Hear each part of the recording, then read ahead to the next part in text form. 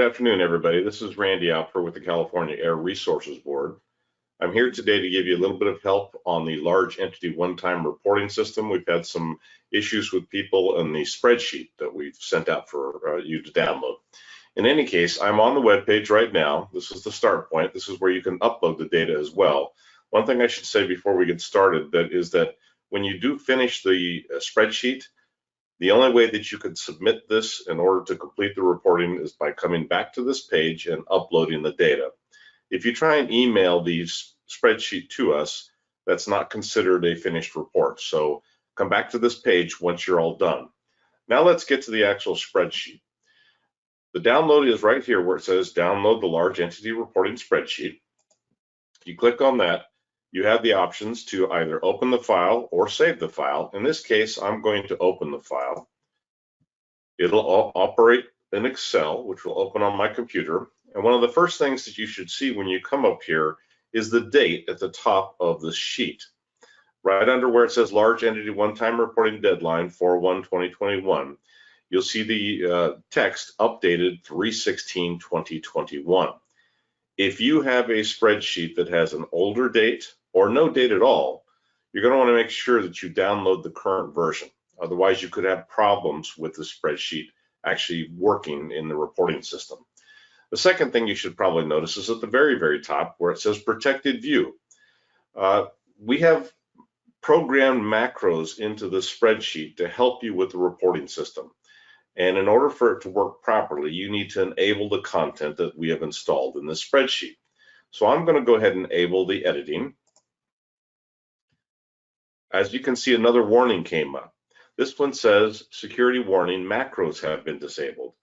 Now, the macros are the programs that we've installed in the spreadsheet, again, to help you report. So if you want this system to work properly, this spreadsheet to work properly for you, you also need to enable the content. If you don't enable the content and enable the macros, you may get runtime errors and the drop-down menus won't work. And probably most importantly, when you go to upload the CSV file to finish the reporting, it will not upload, the function will not work. So you won't be able to actually finish the reporting system and meet the deadline. So enable the content, enable the macros, and then you should see that everything's cool right here. We've had one major issue with people in trying to report in the system and not entering information correctly. When you go to the facility tab on the bottom, you notice that one of the cells here says home base. In that cell, we've had people who are typing the information in, and that wasn't the intention. This has a drop-down menu, which, as you can see, there's nothing populated in that drop-down menu at the moment. We need to actually go back one tab in order to make sure that we have the correct information.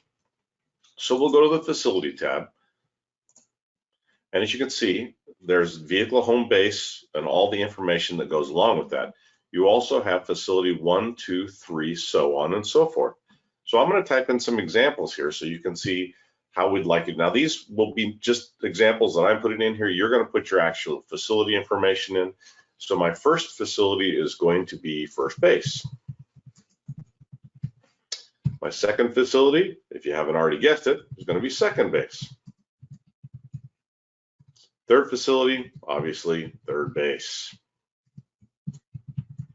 And my fourth and final facility for this section is going to be home base.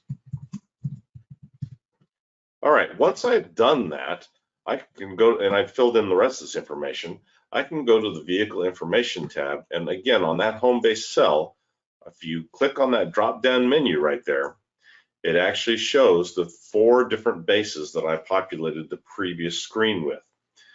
So I'm going to select home base. Now, obviously yours is going to be named something different, but just make sure that you put that in there and you select the correct base for your actual home base.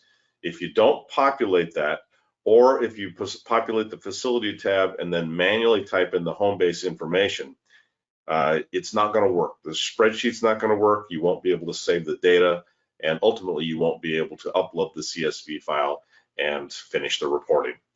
So that's it for today. Just wanted to make sure that you got some information to try and help you out finish the large entity reporting.